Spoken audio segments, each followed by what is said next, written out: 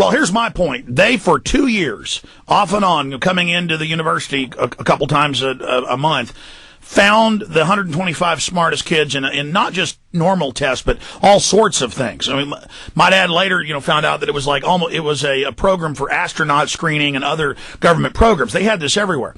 But then what they really selected them out for at the end was, okay, you're the sixth best after a 2-year program. They would give them the supplies, and my dad would go home and build a laser and then stuff like that. And, they'd see if they could do it. And at the end of it, it's okay. You've been chosen. You're going to be a minion of the ruling elite, and you're going to help carry out the extermination. I mean, that's my folks. It didn't just happen to my dad's. My whole point. Yeah. And then I guess his name was on some list because then later they tried to recruit him and other top dentists for some secret, cybernetic bone implant thing for soldiers in the 80s. I got a buddy who they recruited, who's only a few years older than me. He's a Hollywood producer. And he got recruited, and then Microsoft came to him and said, we're hiring you because, we have your file on that advanced thing you did in Houston, which is really a NASA program for advanced children, and we've got your file, and we want to just pay you a couple million a year just to, find out the contents of your brain. And yep. I mean, that's what they're doing, folks. Well, I know. Look, we talked about how I got started. There's another thing I wanted to talk about how I got started in this. In 1967, I was researching the subject of communism in Glendale, California, at the library. And I had been talking about, as I said, about all this subject of the conspiracies in government, etc., since the early 60s. But in 67, I happened to be in Glendale, California, going through the encyclopedias. I was looking up some information on Soviet communism. And in the World Book Encyclopedia under Soviet Russia, I turned to that page, and and there was a picture of the Soviet flag, the red flag, and with the hammer and sickle, and then beneath it was the Soviet coat of arms. And beneath each one of those pictures gave a little sentence or two explaining the symbolism. And when I read the symbolism on the Soviet national coat of arms, it was a shock to me, because since early 60s, I had been researching secret societies and had continually come across a particular catchphrase that virtually everybody was using. The British were using it, the Americans used it, the communists were using it, the Nazis used it all the time, the fascists used it in Italy, the ancient Romans used it, the ancient Greeks used it. It was a catchphrase that everybody was using, and I kind of had it in the back of my mind. Well, there it is again, and here it is over here, and there it is over there. Until such time as I was looking at encyclopedia under Soviet and read the little piece under the Soviet national coat of arms, and it absolutely.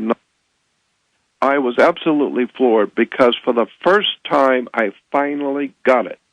I finally got what that symbol really meant, and it changed my life in one day, because I knew instinctively. It was all the same team against us. Well, let me finish. I instinctively knew that I had found something of awesome importance. Tell us. But I didn't understand what it was I found. I just knew that whatever it is I've got here is going to be explosive one day. I don't know what it is, but it's really important. What's the catchphrase? And the catchphrase was the dawn of a new day. Yes. And the symbol of the sun coming up over the earth in a mountain. And that's what California's got. That's everybody. Everybody uses it. It's used by the Russians, the Nazis, and once you see how it was used by the ancient Roman Empire, for the Caesars used it, and the ancient Greeks used it. In fact, their top standards wasn't even eagles. It was that rising sun. That's exactly right. The Japanese. Absolutely. So what does it mean from all of your... We know it's sun worship, but what is that new one, rising? That means that there is a rising on the earth of a very powerful, intellectual, secret order of light and intelligence, that is superior to the human race. It's superior to humans. It is a rising of a light in the world, which is other world. The word I'm looking for is occult. There Hidden. is a powerful secret society operating in the world. And Albert Sykes said that was Lucifer. Well, Lucifer is simply but Lucifer is simply the planet Venus, which is the bringer of the light, because Venus always. Why do they call Jesus the morning star in the Bible and Lucifer the morning That's star? right. Jesus is referred to as Lucifer in the book of in the Bible, and that's part of what I'm talking about. That's part of what I'm trying to explain in a very few words. There is a war between the two kinds of light. White light and black light. Black sunshine light is used in dance halls and entertainment venues where they use black light. Black light only shows up certain things, and a white light is different. So there's a war between two kinds of light, which means there's a war between two kinds of intelligence. And so that symbol which I stumbled on, which was the symbol of the Soviet Union, opened up for me a can of worms that I am still, to this very day, over 40 years ago and 67, and today I am still working on it, and one day I would like to be able to have the finances to put together a 3 or a 4 hour documentary on the most incredible dark secret of the human race, how this symbol has been used by the most ancient secret societies in preparation and preparing to transform the human race. And it's just so much to explain. I can't even, it's hard to find words to explain the significance of what it is that I found. And I've got. You're saying an off-world intelligence has, through human managers that they've made deals with, is in the process of basically destroying humanity. That's exactly right. And they've been promised immortality and power and godhood if they will treacherously enslave their own species, and that's why generationally it continues. That's why it's more advanced than our greatest intellectuals. That's why it's so incredibly subtle that even our greatest minds have trouble. Like John the Revelator on Patmos, reveling at the beast, couldn't even believe what he was seeing. It's so huge that our greatest minds can't even hardly grasp it. That's exactly right. Yeah. And let me give you one quick quote from a book, from a reference book on secret societies. I want to just give you this quote because it's very germane to what I'm talking about. This is a quote from a lady who was a member of the Golden Dawn Society, and she was very old when she left the Golden Dawn, and she was interviewed in France. And she said this. She said, I have been convinced that we, as an order, and at that point the Golden Dawn, I have been convinced that we, as an order, have come under the power of some very evil occult order, profoundly versed in science, both occult and otherwise. Though not infallible, their methods being black magic, that is to say, electromagnetic power, hypnotism, and powerful suggestion.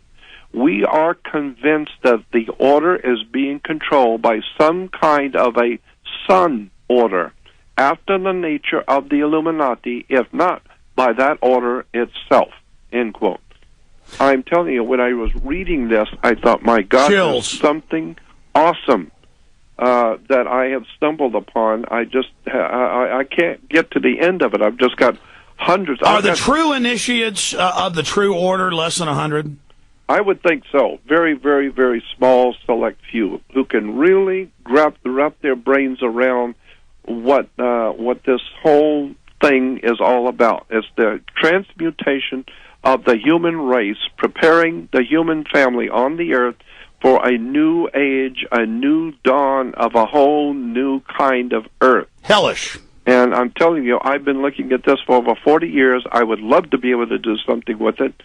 But the problem I have faced, Alex, is that I don't have anything. I just live in 2 rooms with my sick brother, who have nothing because I've spent my whole life. Jordan, this is important enough that I can probably work with you or try to get some folks to help you. I would love to work with you on this and really do something with this subject that nobody's ever heard. Well, I understand that you want to do a masterwork with it, but I think something like the basic slide projection, but lay it all out because time is of the essence, and just get something. I mean, make it good. Put video over what you're saying as well, but like a slide projection with video, put over it, and you going to a few sites.